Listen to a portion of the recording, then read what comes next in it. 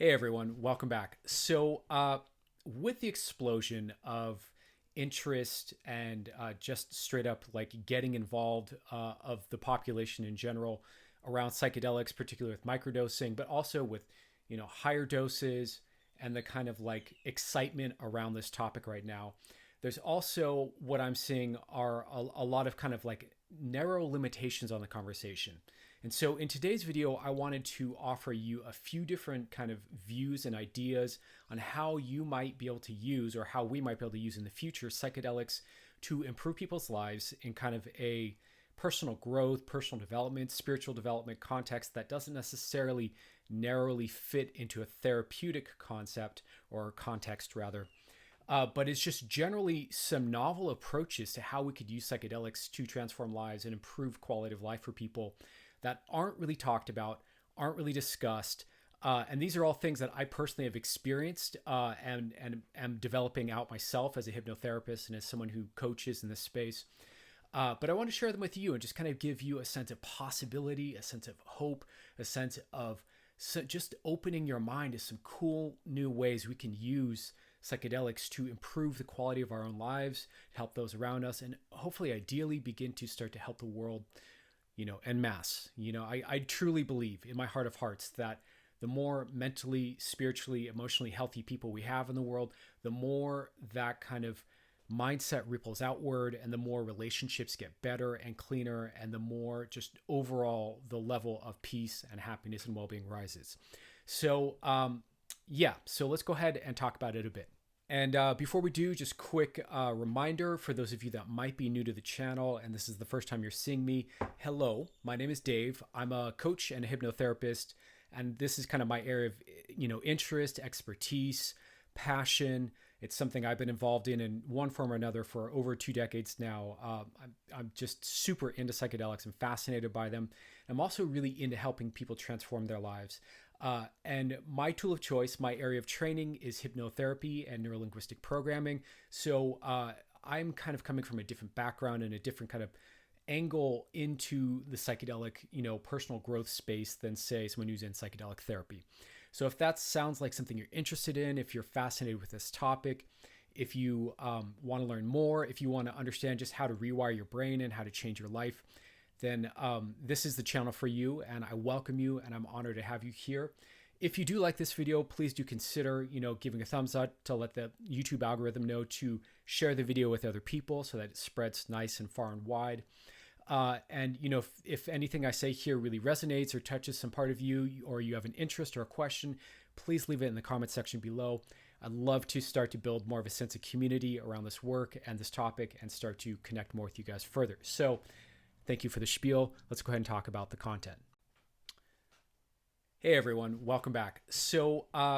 With the explosion of interest and just straight up like getting involved of the population in general around psychedelics, particularly with microdosing, but also with higher doses and the kind of like excitement around this topic right now. There's also what I'm seeing are a lot of kind of like narrow limitations on the conversation. And so in today's video, I wanted to offer you a few different kind of views and ideas on how you might be able to use, or how we might be able to use in the future, psychedelics to improve people's lives in kind of a personal growth, personal development, spiritual development context that doesn't necessarily narrowly fit into a therapeutic concept or context rather. But it's just generally some novel approaches to how we could use psychedelics to transform lives and improve quality of life for people that aren't really talked about, aren't really discussed. And these are all things that I personally have experienced and am developing out myself as a hypnotherapist and as someone who coaches in this space. But I want to share them with you and just kind of give you a sense of possibility, a sense of hope, a sense of just opening your mind to some cool new ways we can use psychedelics to improve the quality of our own lives, help those around us, and hopefully, ideally, begin to start to help the world, en masse. I truly believe in my heart of hearts that the more mentally, spiritually, emotionally healthy people we have in the world, the more that kind of mindset ripples outward and the more relationships get better and cleaner and the more just overall the level of peace and happiness and well-being rises. So Yeah, so let's go ahead and talk about it a bit. So, like I was saying, there are so many other novel ways of using psychedelics for more than just partying, more than just novelty, more than just, goofing around and having fun and, getting, outside of your own kind of usual state, that are really underexplored and underdiscussed. And these are all things I've been playing with, either with myself or with clients who are more open minded, friends, that kind of a thing.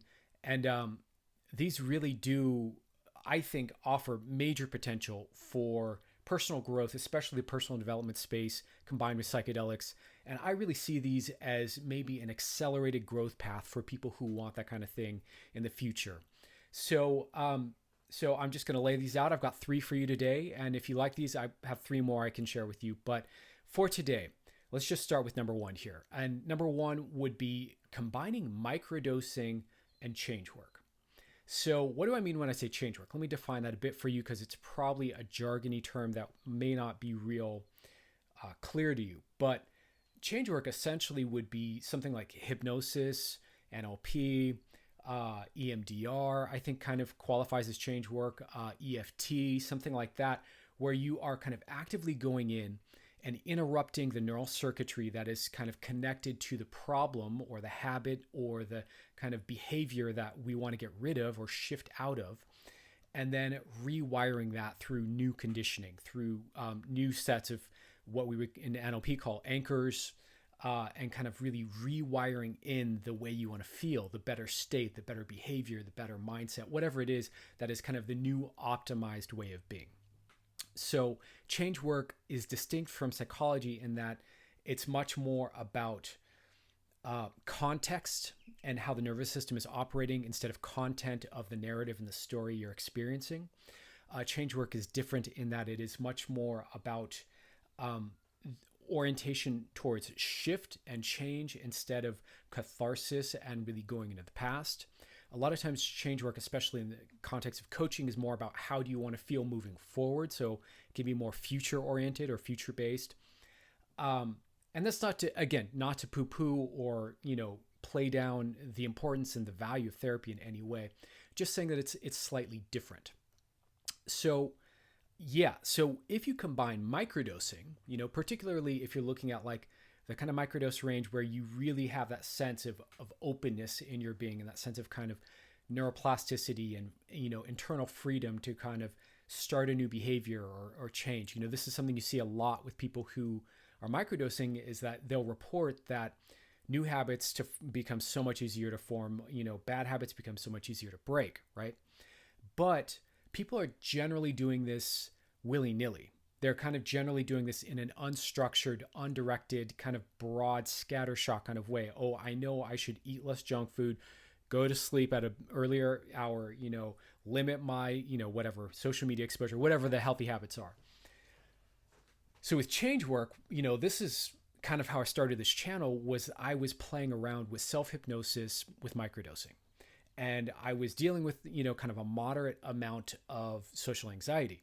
And what I found was that I could really rapidly interrupt kind of the triggers that were triggering me to go into the state and the behavior set and the mindset and the emotion set that I was experiencing as social anxiety.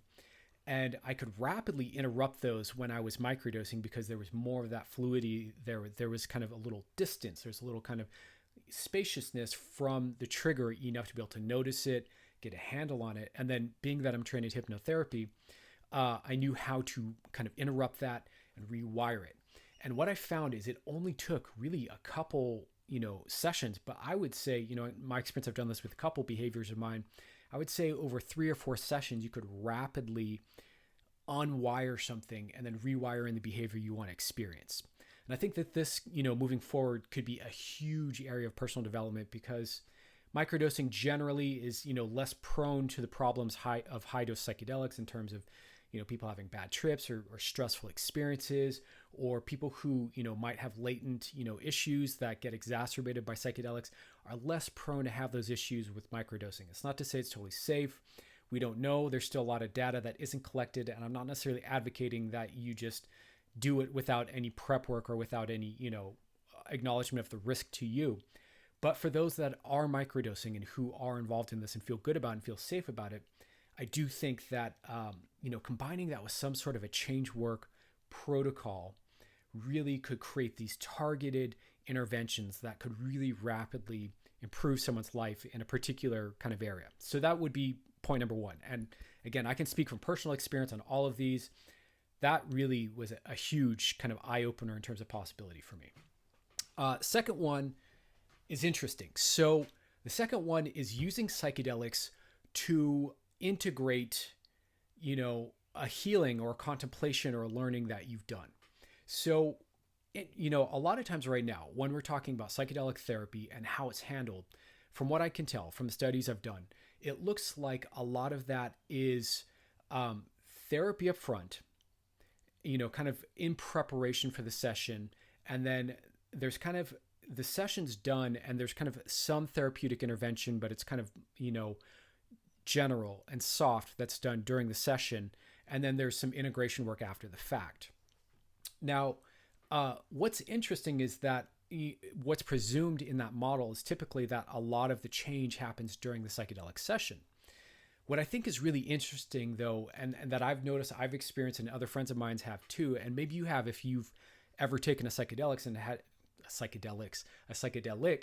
an experience like this, is maybe you're studying something new. Maybe you're learning a new concept or a new philosophy. Maybe you're reading something deep that's kind of stimulating your mind, or maybe you're doing like a bunch of therapy or a bunch of journaling, and you've kind of been working on this piece. And then maybe you decide to take a trip just for fun, for pleasure, for, play at a festival, whatever. Or maybe not, maybe just as a kind of personal inquiry for yourself. And what I found a lot of times is it'll actually be the inverse, where instead of the trip being the change, and then you're integrating afterwards when you're sober, the psychedelic can actually be where the integration happens. So that would be another way you could do it, would be to do a bunch of, therapy or coaching work or training, like let's say you wanted to get really good at a physical skill of some sort. And then, really drilling that stuff, really going deep, not in a psychedelic space, and then using a full dose psychedelic session to really kind of anchor that deeper and absorb that into the nervous system and really integrate that. So using the psychedelic as the integration tool rather than doing integration work post psychedelic. So that would be number two. And I think there's a lot of room for that. I think that that's also another really interesting way we could go with this work that could offer a lot of value to people. And I think could also accelerate a lot of that kind of sense of integration. Integration is something I'm really focused on right now. It's kind of something I'm wanting to specialize in and really develop out. I've been learning a ton about it. I have more videos on the way about it, but most of it, from my point of view, is done post-session, where we're using some of the content of the trip to then weave throughout the rest of your sense of identity and self and your relationships and in the multiple contexts of your life. So different situations we'll be doing integration work around until it feels like that piece is really stable and really a part of you. But this is also interesting. I think it'd be really cool to play around with, doing therapeutic stuff or doing coaching work, in my case, since I'm not a therapist, and then using the psychedelic to really kind of reflect and, allow that to absorb and allow that to become something that becomes more deeply integrated into the nervous system. So number three is something that I'm really developing out, and it's so interesting to me. I just want to share with you really quick. As far as I know right now, I'm one of maybe 4 people coming from a hypnotherapy background working in the psychedelic space. As far as I know, everyone else in the psychedelic space right now who's kind of doing some sort of coaching work is either coming from like a therapeutic background, like a psychotherapeutic background, or they're coming from a shamanic background. And that's awesome. I have no issue with any of that. That's all important, valuable work. And if you're drawn to any of that, definitely go with the modality and also the teacher that you resonate with. Work with whoever you feel like, really connects to you personally. I think that's super important. However, I think that this space for me, and I'm biased here, obviously, but this space of hypnotherapy and NLP applied to psychedelics is so deeply obvious to me. They're so deeply compatible. And there's so much here to explore that I'm just lit up and so thrilled about this work. Anyways, point number 3 is an approach to using psychedelics that I've been using for my integration work with people. And it's just incredible how well it works. And this is, again, something that isn't spoken about a lot. And it's a form of hypnosis called revivification. And the basic idea is that when you're taking a psychedelic, right? If you take especially if you take a full dose psychedelic, I'm sure you know, you go through this whole kind of range, this whole spectrum of different states and epiphanies and emotions and moments of insight and wisdom and feelings. And through that, you touch upon all these ways that your nervous system can operate that maybe you haven't felt in a long time. Maybe you haven't felt ever.